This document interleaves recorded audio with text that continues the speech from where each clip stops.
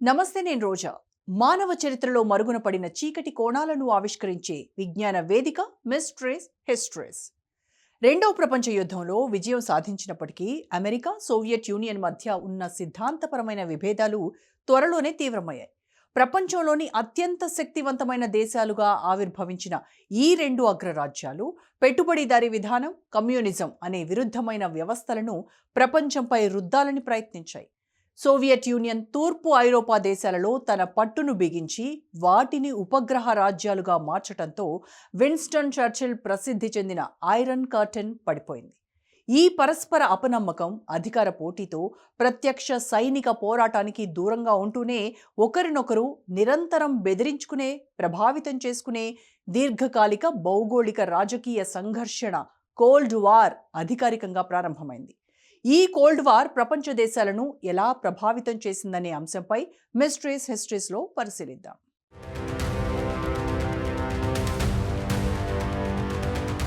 రెండవ ప్రపంచ యుద్ధం ముగిసిన తర్వాత సుమారు 50 సంవత్సరాల పాటు, అంటే 1947 నుండి 1991 వరకు కోల్డ్ వార్ జరిగింది. ఈ కాలమంతా గూఢచార కార్యకలాపాలు అత్యంత కీలకంగా మారాయి. ఈ స్పై విధానాలు ప్రపంచ దేశాల దిశనే అమాంతం మార్చేశాయనే చెప్పాలి. దాదాపు 50 ఏళ్ల పాటు సాగిన గూఢచర్య విధానాల్లో అమెరికా, రష్యా దేశాలు ప్రధాన పాత్రను పోషించాయి. ప్రధానంగా యునైటెడ్ స్టేట్స్, పశ్చిమ యూరప్ వీరి ప్రధాన గూఢచారి సంస్థ సెంట్రల్ ఇంటెలిజెన్స్ ఏజెన్సీ, ప్రధానంగా సోవియట్ యూనియన్, యుఎస్ఎస్ఆర్, వార్సా ఒప్పంద దేశాలు వీరి ప్రధాన గూఢచారి సంస్థ కేజీబీ కోల్డ్ వార్లో ప్రత్యక్ష సైనిక పోరాటాల కంటే సమాచారం అతిపెద్ద ఆయుధంగా భావించాయి.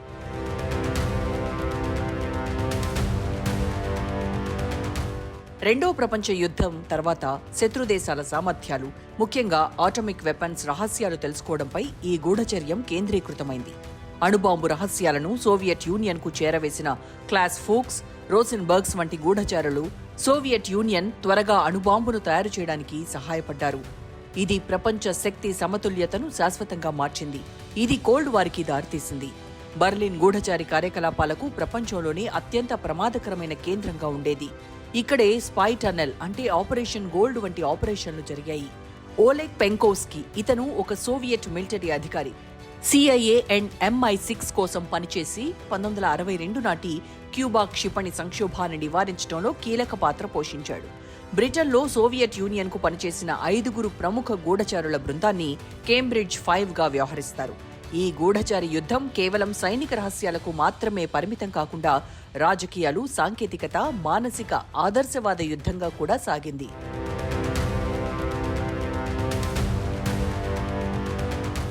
కోల్డ్ వార్లో జరిగిన అనేక గూఢచర్య ఆపరేషన్స్లో అత్యంత ప్రాచుర్యం పొందింది. 1960లో U-2 ఇన్సిడెంట్ వైఫల్యం చెందింది. అమెరికాకు చెందిన U-2 spy plane Soviet Union గగనతలంలో కీలకమైన సైనిక స్థావరాలను, ముఖ్యంగా క్షిపణి సైట్ల ఫోటోలను రహస్యంగా తీయటానికి ఉపయోగించారు. మే 1, 1960 నాడు ఫ్రాన్సిస్ గ్యారీ పవర్స్ నడుపుతున్న U-2 విమానాన్ని సోవియట్ యూనియన్ క్షిపణుల ద్వారా కూల్చివేసింది. ఈ సంఘటన కోల్డ్ వార్ ఉద్రిక్తతలను పెంచడమే కాకుండా అప్పటి అమెరికా అధ్యక్షుడు ఐసెన్ హోవర్ అబద్ధం చెప్పారని బహిర్గతమయ్యేలా చేసింది.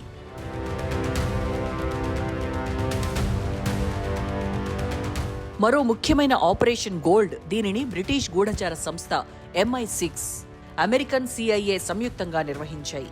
దీని ముఖ్య లక్షణం తూర్పు బర్లిన్ నుండి పశ్చిమ బర్లిన్లోకి సోవియట్ ఆర్మీకి చెందిన టెలిఫోన్ కేబుల్స్ కింద ఒక సొరంగం తవ్వటం. ఈ సొరంగం ద్వారా సోవియట్ సైనిక దళాలు, కేజీబీ అధికారుల మధ్య జరిగే సంభాషణలను రహస్యంగా విని రికార్డ్ చేయడం జరిగింది. ఈ ఆపరేషన్ 1953లో ప్రారంభమైంది. ఇది 1956 వరకు కొనసాగింది. అయితే ఈ ఆపరేషన్ గోల్డ్ అంతిమంగా సోవియట్ యూనియన్కు చెందిన ఒక డబుల్ ఏజెంట్ జార్జ్ బ్లేక్ ద్వారా బహిర్గతమైంది. ఈ సొరంగం తవ్వకం గురించి కేజీబీకి ముందుగానే తెలిసినప్పటికీ సొరంగంలో ఉన్న పరికరాలను దొంగిలించడానికి కేజీబీ అనుమతించింది. అమెరికా, బ్రిటన్లకు చెందిన గూఢచార సంస్థల సామర్థ్యాన్ని అపహాస్యం చేయడానికి, తప్పుడు సమాచారాన్ని అందించడానికి కేజీబీ ఈ పరిస్థితిని ఉపయోగించుకుంది. దీని కారణంగా ఈ ఆపరేషన్ ద్వారా లభించిన సమాచారంలో కొంత భాగం నకిలీదని తర్వాత తెలిసింది.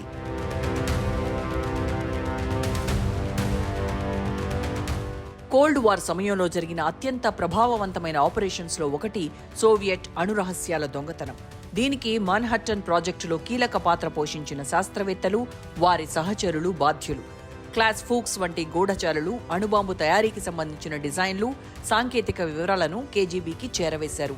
ఈ సమాచారం సోవియట్ యూనియన్కు ఎంతో విలువైంది. ఎందుకంటే ఇది అమెరికా కంటే కేవలం 4 సంవత్సరాల తేడాతోనే అణుబాంబును తయారు చేయడానికి సహాయపడింది. ఇది ప్రపంచంలోకి శక్తి సమతుల్యతను మార్చివేసింది.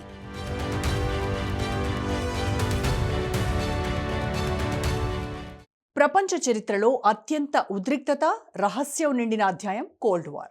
దాదాపు 4 దశాబ్దాల పాటు ప్రపంచాన్ని రెండుగా చీల్చిన ఈ సిద్ధాంత పోరాటంలో యుద్ధ భూమిలో సైనికులు కాదు, నీడల్లో పనిచేసే గూఢచారులు, వారి సంస్థలు ప్రధాన పాత్ర పోషించాయి. ఒకవైపు పెట్టుబడిదారీ ప్రజాస్వామ్య సిద్ధాంతాన్ని కాపాడేందుకు అమెరికాకు చెందిన CIA వ్యూహాలు రచిస్తే, మరోవైపు కమ్యూనిస్టు సామ్రాజ్యాన్ని విస్తరించడానికి, కాపాడటానికి సోవియట్ యూనియన్ KGB రహస్య కార్యకలాపాలు నిర్వహించింది. ఈ 2 గూఢచర్య సంస్థల మధ్య జరిగిన అంతులేని పోరాటం కేవలం సమాచార సేకరణ మాత్రమే కాదు, విదేశీ ప్రభుత్వాలను కూల్చివేయడం, ఎన్నికలను ప్రభావితం చేయడం, డబుల్ ఏజెంట్లను నియమించడం వంటి అనేక రహస్య చర్యలతో నిండి ఉంది. ఈరోజు మనం ప్రపంచాన్ని అల్లకల్లోలం చేసిన కోల్డ్ వార్ సమయంలో CIA, KGB సంస్థల లక్ష్యాలు, వ్యూహాలు, వాటి మధ్య ఉన్న కీలకమైన వ్యత్యాసాలను వివరంగా తెలుసుకుందాం. ఈ 2 అతిపెద్ద గూఢచర్య సంస్థల మధ్య జరిగిన రహస్య పోరాటం ప్రపంచ చరిత్రను అమాంతంగా మార్చేసింది. అదిలానో ఇప్పుడు చూద్దాం.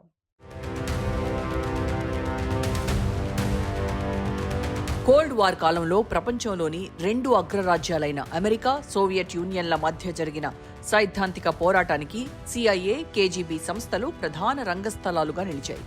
అమెరికా తరపున కీలకమైన గూఢచారి సంస్థగా వ్యవహరించిన CIA ప్రధాన లక్ష్యం ప్రపంచవ్యాప్తంగా కమ్యూనిస్టు విస్తరణను అడ్డుకోవడం. కేవలం సమాచారం సేకరించడంతో సరిపెట్టకుండా CIA విదేశాలలో ప్రభుత్వాలను కూల్చివేయడానికి, ఎన్నికలను ప్రభావితం చేయడానికి లేదా ప్రభుత్వ వ్యతిరేక శక్తులకు నిధులు సమకూర్చడం వంటి అనేక రహస్య చర్యలను అమలు చేసింది. ఈ కార్యకలాపాలు ముఖ్యంగా లాటిన్ అమెరికా, ఆగ్నేయాసియాలలో కమ్యూనిజం బలపడకుండా నిరోధించడానికి రూపొందించబడ్డాయి. తద్వారా అమెరికన్ ప్రజాస్వామ్య సిద్ధాంతాన్ని సమర్థించే ప్రయత్నం చేసింది.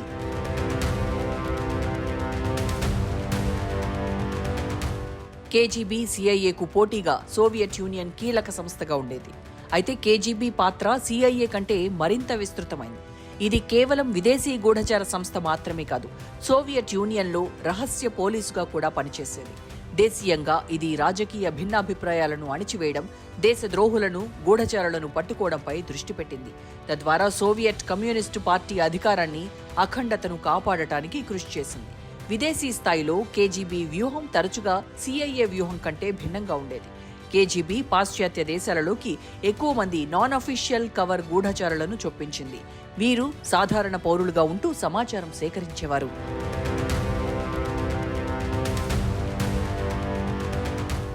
ఈ 2 సంస్థల వ్యూహాత్మక తేడాలు గమనించదగినవి. CIA ప్రధానంగా వృత్తిపరమైన మేధస్సు, సాంకేతికత, సైనిక సమాచార సేకరణపై దృష్టి పెట్టింది. దాని కార్యకలాపాలు సాధారణంగా లక్ష్యం కేంద్రీకృతంగా ఉండేవి.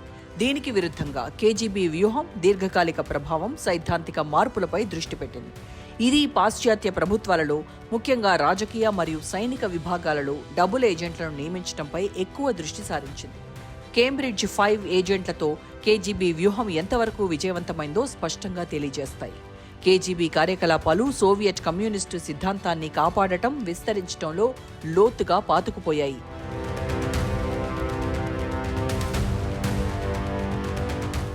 సంక్షిప్తంగా చెప్పాలంటే CIA, KGB మధ్య జరిగిన ఈ రహస్య పోరాటం కేవలం గూఢచర్యం గురించి కాదు, ప్రపంచ ఆధిపత్యం కోసం 2 సైద్ధాంతిక వ్యవస్థల మధ్య జరిగిన యుద్ధాన్ని ప్రతిబింబిస్తుంది. CIA స్వేచ్ఛా మార్కెట్ ప్రజాస్వామ్యాన్ని రక్షించడానికి ప్రయత్నించగా, KGB కమ్యూనిస్టు సిద్ధాంతాన్ని విస్తరించడానికి, సోవియట్ పాలనను పటిష్టం చేయడానికి పనిచేసింది.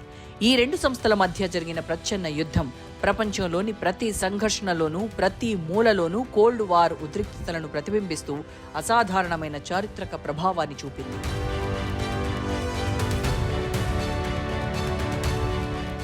కోల్డ్ వార్ అంటే కేవలం సైనిక ఆయుధాల పోటీ మాత్రమే కాదు, ఇది అజ్ఞాతంలో, చీకటిలో జరిగిన గూఢచార యుద్ధం కూడా. ప్రపంచం అణుయుద్ధం అంచున నిలబడిన ఆ సమయంలో అతిపెద్ద మహాశక్తులు రహస్యంగా తమ సమాచారాన్ని సేకరించడానికి, ఏజెంట్లను నియమించడానికి ప్రపంచవ్యాప్తంగా కొన్ని ప్రాంతాలను తమ ముఖ్య కేంద్రాలుగా మార్చుకున్నాయి.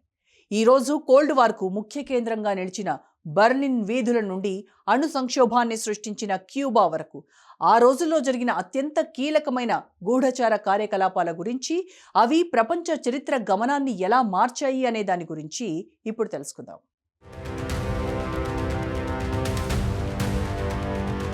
1947-1991 మధ్య కోల్డ్ వార్ సమయంలో ప్రపంచం రెండు ప్రధాన సైద్ధాంతిక కూటములుగా యునైటెడ్ స్టేట్స్ నేతృత్వంలోని పాశ్చాత్య దేశాలు, సోవియట్ యూనియన్ నేతృత్వంలోని తూర్పు దేశాలుగా విడిపోయాయి. సైనిక చర్యలతో పాటు ఈ రెండు మహాశక్తులు సమాచారం కోసం ప్రత్యర్థుల ప్రణాళికలను తెలుసుకోవడానికి గూఢచర్య కార్యకలాపాలను అత్యంత కీలకంగా పరిగణించాయి. ఈ కార్యకలాపాలకు కేంద్రంగా మారిన అనేక భౌగోళిక ప్రాంతాలు ఉండేవి. కోల్డ్ వార్ భూభాగాల్లో ప్రధాన పాత్ర పోషించిన దేశాలు రెండవ ప్రపంచ యుద్ధం తర్వాత ప్రపంచాన్ని రెండు బ్లాకులుగా విభజించిన అంతర్జాతీయ వ్యవస్థ ఆధారంగా రూపుదిద్దుకున్నాయి. పాశ్చాత్య బ్లాక్గా USA, UK, France, West Germany, Japan వంటి దేశాలు నిలిచినప్పుడు, తూర్పు బ్లాక్గా యుఎస్ఎస్ఆర్, చైనా, తూర్పు జర్మనీ, క్యూబా దేశాలు ఏర్పడ్డాయి. ఇదే సమయంలో ప్రాక్సీ యుద్ధ భూభాగాలుగా కొరియా, వియత్నాం, ఆఫ్ఘనిస్తాన్తో పాటు అనేక ఆఫ్రికన్ మరియు లాటిన్ అమెరికన్ దేశాలు ఒక వేదికపైకి వచ్చాయి.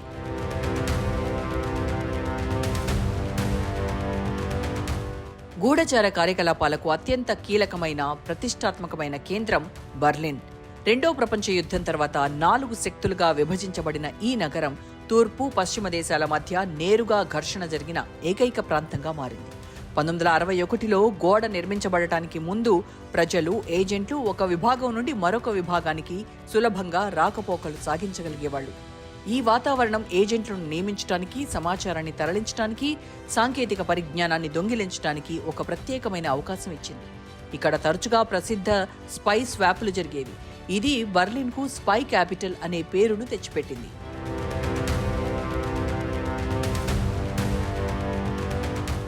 మరో కీలకమైన ప్రాంతం క్యూబా. ప్రత్యేకించి క్యూబా క్షిపణి సంక్షోభం సమయంలో దీని ప్రాముఖ్యత పెరిగింది.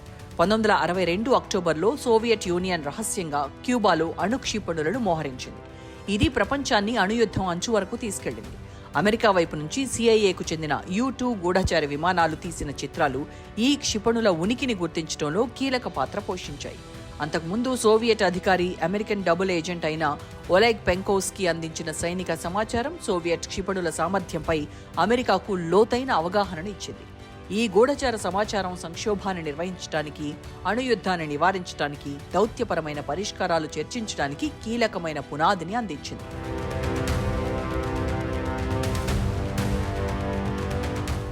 బర్లిన్, క్యూబాతో పాటు కోల్డ్ వార్లో గూఢచార కార్యకలాపాలు ఆసియా, మధ్యప్రాచ్య దేశాలలో కూడా విస్తృతంగా జరిగాయి. ఈ ప్రాంతాలు రెండు కూటాల మధ్య ప్రత్యక్ష సైనిక ఘర్షణలు జరగకుండా వాటి ప్రభావం కోసం జరిగిన ప్రాక్సీ యుద్ధాలకు కేంద్రంగా మారాయి. ఇక్కడ గూఢచార సంస్థలు స్థానిక ప్రభుత్వాలకు, తిరుగుబాటుదారులకు, రాజకీయ వర్గాలకు రహస్యంగా సైనిక, ఆర్థిక సహాయాన్ని అందించాయి. ఈ రహస్య ఆపరేషన్లు జోక్యం, అస్థిరతను సృష్టించడంలో, యుద్ధానంతర ప్రపంచంలో ప్రాంతీయ రాజకీయాలపై అమెరికా లేదా సోవియట్ యూనియన్ ఆధిపత్యాన్ని పెంచడంలో ముఖ్యమైన పాత్ర పోషించాయి.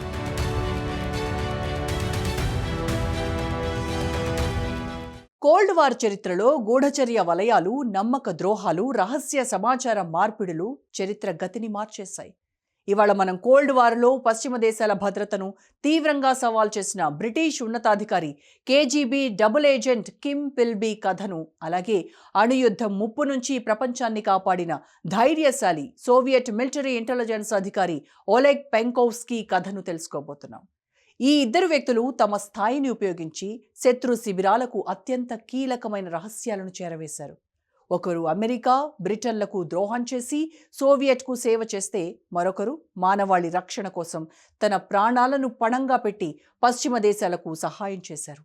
ఈ భయంకరమైన గూఢచారుల ఆటలో ఎవరు గెలిచారు, ఎవరు ఓడారు, వారి ప్రభావం ప్రపంచంపై ఎంతవరకు ఉంది?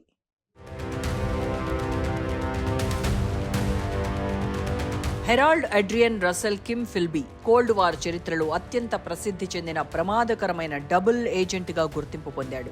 ఇతను బ్రిటిష్ ఇంటెలిజెన్స్ సర్వీస్ MI6లో పనిచేస్తూనే రహస్యంగా సోవియట్ యూనియన్ కోసం కీలక సమాచారాన్ని అందించాడు.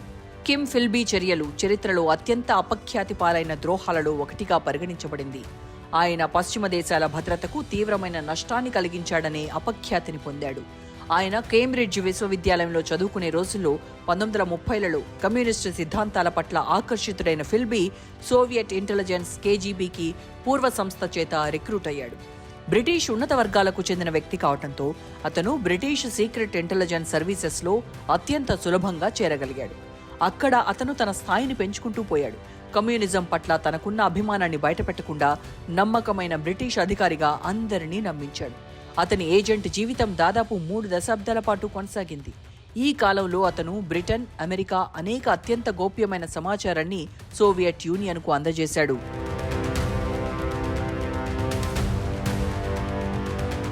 కోల్డ్ వార్లో ఫిల్బీ పోషించిన పాత్ర అత్యంత కీలకమైంది. రెండో ప్రపంచ యుద్ధం ముగిసే నాటికి అతను MI6లో కీలక స్థానానికి చేరుకోవడమే కాకుండా 1949లో అమెరికాలోని వాషింగ్టన్లో బ్రిటిష్ రాయబార కార్యాలయంలో ఫస్ట్ సెక్రటరీగా నియమించబడ్డాడు. ఈ హోదాలో అతను అమెరికన్ ఇంటెలిజెన్స్ ఏజెన్సీలు CIA, FBIలతో బ్రిటిష్ సంబంధాలకు ముఖ్య అనుసంధానకర్తగా వ్యవహరించాడు. అంటే అమెరికా యొక్క అత్యంత రహస్య గూఢచర్య కార్యకలాపాలు, సోవియట్లకు వ్యతిరేకంగా వేసిన ప్రణాళికలు, గూఢచర్య నెట్వర్క్ల గురించి తెలుసుకునే అవకాశం ఫిల్బీకి లభించింది. ఈ సమాచారాన్ని అతను క్రమం తప్పకుండా కేజీబీకి చేరవేయడం ద్వారా పశ్చిమ దేశాల ఆపరేషన్లను విఫలం చేయడానికి, సోవియట్ ఏజెంట్ల అరెస్టులను నివారించడానికి కేజీబీకి సహాయం చేశాడు.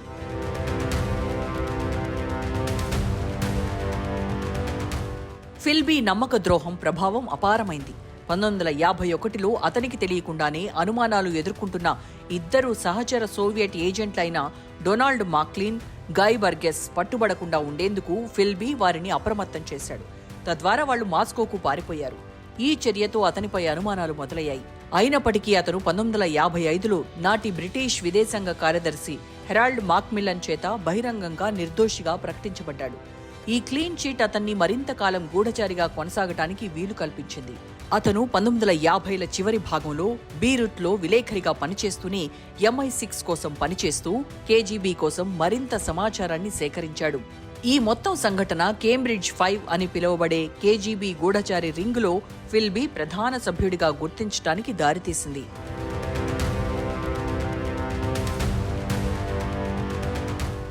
ఒక సోవియట్ డిఫెక్టర్ నుండి లభించిన బలమైన సాక్ష్యం ఆధారంగా కిమ్ ఫిల్బీ నిజస్వరూపం 1963లో బయటపడింది. అతను పట్టుబడే ముందు విచారణ జరుగుతున్న సమయంలోనే ఫిల్బీ హుటాహుటిన బీరూట్ నుండి ఒక సోవియట్ ఓడలో మాస్కోకు పారిపోయాడు. అక్కడ అతనికి ఆశ్రయం లభించింది. సోవియట్ పౌరసత్వం ఇవ్వబడింది. కేజీబీ తరపున సేవలకు గాను అనేక పురస్కారాలు లభించాయి. ఫిల్బీ జీవితం కేజీబీ అత్యంత విజయవంతమైన గూఢచారి ఆపరేషన్లలో ఒకటిగా నిలిచింది.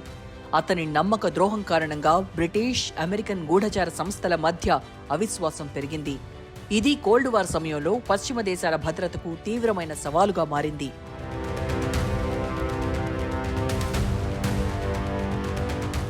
ఒలెగ్ పెంకోవ్స్కీ 1919, 1963 నాటి కోల్డ్ వార్ చరిత్రలో అత్యంత ప్రభావవంతమైన, ధైర్యవంతుడైన డబుల్ ఏజెంట్లలో ఒకరిగా పరిగణించబడ్డాడు.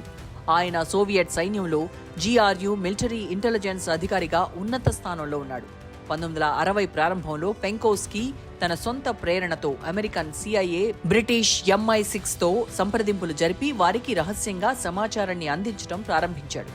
పెంకోవ్స్కీ అందించిన సమాచారం అపారమైంది. ఇతను వేలాది కీలకమైన సైనిక, రాజకీయ పత్రాలను ఫిల్మ్ రూపంలో పాశ్చాత్య దేశాలకు చేరవేశాడు.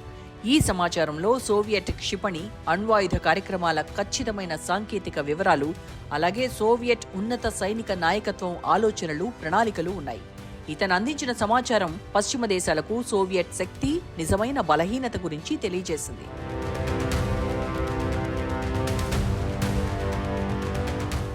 పెంకోవ్స్కీ అతిపెద్ద సహకారం 1962 నాటి క్యూబా క్షిపణి సంక్షోభం సమయంలో స్పష్టమైంది. సోవియట్ యూనియన్ క్యూబాలో మోహరించిన క్షిపణుల రకాలు, వాటి పరిధి, వాటి సంఖ్య గురించి అతను ముందుగానే అమెరికాకు సమాచారం ఇచ్చాడు. ఈ ఖచ్చితమైన గూఢచారి సమాచారం లేకపోయి ఉంటే అమెరికా పరిస్థితిని తప్పుగా అంచనా వేసి ఉండొచ్చు.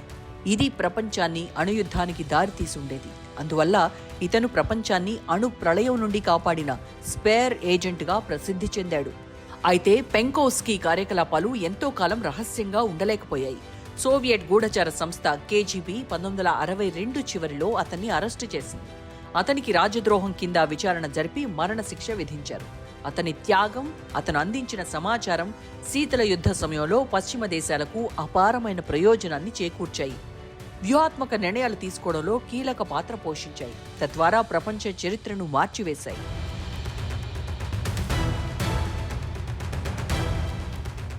కోల్డ్ వార్లో గూఢచర్యం అనేది కేవలం సమాచారం సేకరించే ప్రక్రియ మాత్రమే కాదు, అదొక అస్తిత్వ పోరాటం. అమెరికా, సోవియట్ యూనియన్ మధ్య జరిగిన ఈ 50 ఏళ్ల ఘర్షణ ప్రత్యక్ష సైనిక యుద్ధం కాకుండా ప్రధానంగా సిద్ధాంతాలు, ఆయుధ పోటీ, భయంపై ఆధారపడిన యుద్ధంగా ఉండేది. ఈ పోరాటంలో గూఢచర్యమే రెండు కూటములు మనుగడకు, వ్యూహాత్మక స్థిరత్వానికి అత్యవసరమైంది. ఈ రెండు దేశాల ఎత్తుగడలు, వ్యూహాలు ప్రపంచ గమన దిశనే మార్చేశాయంటే అతిశయోక్తి కాదు. ఆ విశేషాలపై ఓ లుక్కేద్దాం.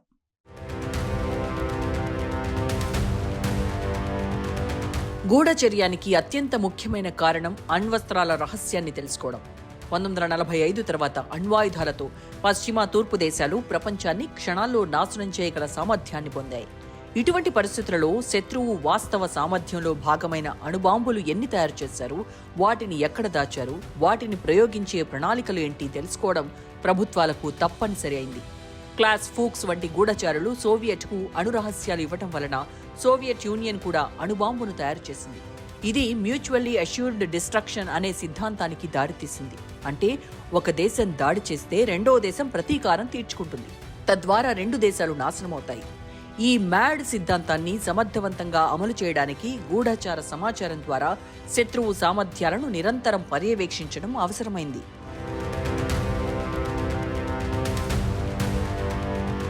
సిఐఏకి చెందిన U-2 విమానం ద్వారా అమెరికా, సోవియట్ క్షిపణి స్థావరాలను ఫోటోలు తీయడం లేదా ఆపరేషన్ గోల్డ్ ద్వారా కేబుల్ సంభాషణలను వినడం వంటి కార్యకలాపాల ఉద్దేశం ఒకటే: శత్రువు ఆకస్మిక దాడి చేయకుండా నిరోధించడం.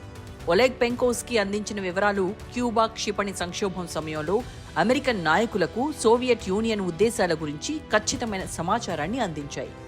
ఈ గూఢచర్య సమాచారం ఆధారంగానే అమెరికా అణ్వస్త్ర దాడికి బదులుగా దౌత్య మార్గాన్ని ఎంచుకోగలిగింది.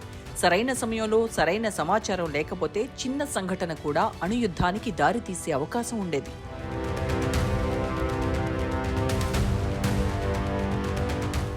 కోల్డ్ వార్ అనేది కమ్యూనిజం, పెట్టుబడిదారీ విధానాల మధ్య జరిగిన సిద్ధాంతపరమైన ఘర్షణ. ఈ నేపథ్యంలో గూఢచార సంస్థలు CIA, KGB కేవలం రహస్యాలను సేకరించడానికే పరిమితం కాలేదు. వారు తమ సిద్ధాంతాలను ప్రపంచవ్యాప్తంగా వ్యాప్తి చేయడానికి కూడా ప్రయత్నించారు. CIA విదేశీ ప్రభుత్వాలను పోల్చడానికి లేదా వారికి మద్దతివ్వడానికి రహస్య చర్యలను నిర్వహించేది. KGB ఇతర దేశాల రాజకీయాలను ప్రభావితం చేయడానికి ప్రయత్నించేది. బర్లిన్ వంటి ప్రాంతాలు ఈ రాజకీయ యుద్ధానికి కేంద్రంగా ఉండేవి. ఇక్కడ గూఢచర్యం అనే శత్రువు అంతర్గత రాజకీయ స్థిరత్వాన్ని దెబ్బతీయడానికి ఒక ఉపకరణంగా పనిచేసింది. వాస్తవానికి గూఢచర్యం అనేది అగ్రదేశాల మధ్య భయం, లోతైన అపనమ్మకం నుండి పుట్టింది. రెండు కూటములు తమ ప్రత్యర్థులను అపనమ్మకంతో చూశాయి. వారి ఉద్దేశాలు ఎప్పుడూ ప్రమాదకరంగా ఉండేవని నమ్మాయి. ఈ అపనమ్మకం కారణంగా తమను తాము రక్షించుకోవడానికి ఒక అడుగు ముందుండడానికి నిరంతరంగా గూఢచర్యం చేయాల్సి వచ్చింది. గూఢచారి కార్యకలాపాలు ఎల్లప్పుడూ ప్రమాదకరమైనవి, అనైతికమైనవి అయినప్పటికీ ఆ కాలంలో ఇవి జాతీయ భద్రతలో ఒక అంతర్భాగంగా పరిగణించబడ్డాయి. కోల్డ్ వార్లో గూఢచర్యం అనేది యుద్ధాన్ని నివారించడానికి ప్రపంచంలోని రెండు అగ్రరాజ్యాల మధ్య ప్రమాదకరమైన శక్తి సమతుల్యతను నిర్వహించడానికి ఒక అనివార్యమైన సాధనంగా అవసరమైంది.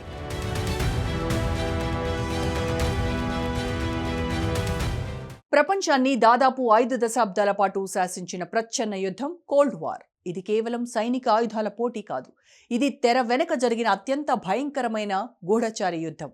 ప్రపంచ అగ్రరాజ్యాలైన United States CIA, Soviet Union KGB ఒకరికొకరు తెలియకుండా శత్రువుల అణురహస్యాలు, క్షిపణి సాంకేతికతలు, వ్యూహాత్మక ప్రణాళికలను తెలుసుకునేందుకు విశ్వవ్యాప్తంగా రహస్య కార్యకలాపాలు నిర్వహించాయి. ఈ ప్రమాదకరమైన ఆట ద్వారా ఇరు దేశాలు అపారమైన మేధో, సైనిక ప్రయోజనాలను పొంది తమ శక్తిని పటిష్టం చేసుకున్నాయి. అయితే ఈ గూఢచర్యం సృష్టించిన అవిశ్వాసమే ప్రపంచాన్ని అణుయుద్ధం అంచు వరకు తీసుకెళ్లింది. ఈ గూఢచారి కార్యకలాపాల ప్రాధాన్యత, ప్రయోజనాలు, దాగి ఉన్న ప్రమాదాల గురించి తెలుసుకుందాం.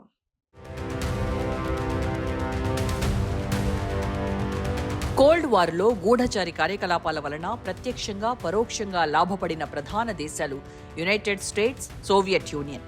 వీరిద్దరూ అపారమైన ప్రయోజనం పొందారు. అయినప్పటికీ ఇది అత్యంత ప్రమాదకరమైన ప్రక్రియ. ఒలెగ్ పెంకోవ్స్కీ వంటి గూఢచారుల ద్వారా సిఐఏ సేకరించిన సమాచారం సోవియట్ యూనియన్ వాస్తవ సైనిక బలహీనతలు, క్షిపణి సామర్థ్యాల గురించి స్పష్టత ఇచ్చింది. దీనివలన క్యూబా సంక్షోభం వంటి కీలక సమయాల్లో అమెరికా నియంత్రిత, తెలివైన నిర్ణయాలు తీసుకోగలిగింది. సోవియట్ సైనిక పరికరాలు, కమ్యూనికేషన్ పద్ధతులు, వ్యూహాల గురించి తెలుసుకోవడం వలన అమెరికా తన సొంత ఆయుధాలను, రక్షణ వ్యవస్థలను మెరుగుపరుచుకోగలిగింది. క్లాస్ ఫూక్స్ వంటి సోవియట్ ఏజెంట్ల ద్వారా అణుబాంబు తయారీ రహస్యాలు దొరకడంతో సోవియట్ యూనియన్ అమెరికాతో పోలిస్తే చాలా తక్కువ సమయంలో అణుబాంబును తయారు చేయగలిగింది. ఇది అంతర్జాతీయంగా సోవియట్ యూనియన్ శక్తిని పెంచింది.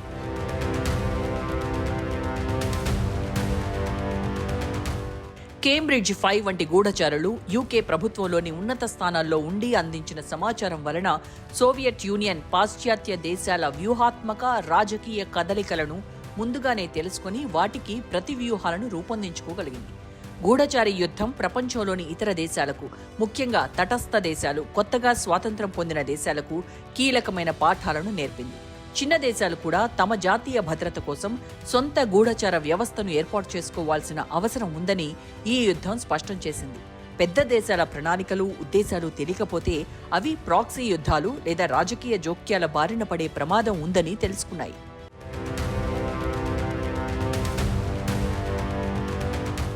అగ్రరాజ్యాలు తమ స్వప్రయోజనాల కోసం ఏ దేశాన్నైనా ఉపయోగించుకుంటాయని, తమ మిత్ర దేశాల మీద కూడా గూఢచర్యం చేయడానికి వెనకాడవని ఇతర దేశాలు తెలుసుకున్నాయి. దీనివలన చాలా దేశాలు రెండు కూటములలో దేనికి పూర్తిగా మద్దతివ్వకుండా తటస్థ వైఖరిని అవలంబించాయి.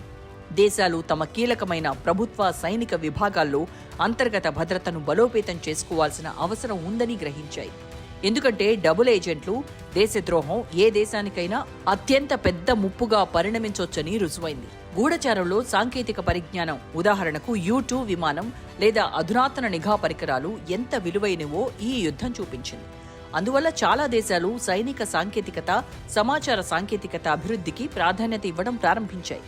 నేటి టెక్ ఎరాలో కూడా సైబర్ గూఢచర్యం రూపంలో ఇదే పాఠం కొనసాగుతోంది. ఈ గూఢచారి యుద్ధం అగ్రరాజ్యాలకు బలాన్ని, వ్యూహాత్మక ప్రయోజనాన్ని ఇస్తే మిగిలిన ప్రపంచానికి జాగ్రత్త, ఆత్మరక్షణ, అపనమ్మకాన్ని నేర్పింది.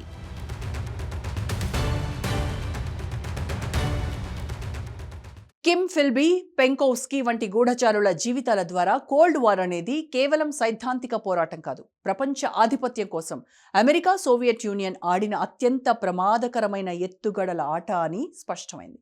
ఫిల్బీ చేసిన నమ్మక ద్రోహం ద్వారా సోవియట్ యూనియన్ పశ్చిమ దేశాల కీలక రహస్యాలను దొంగిలించి తన వ్యూహాత్మక స్థానాన్ని పటిష్టం చేసుకోగలిగింది.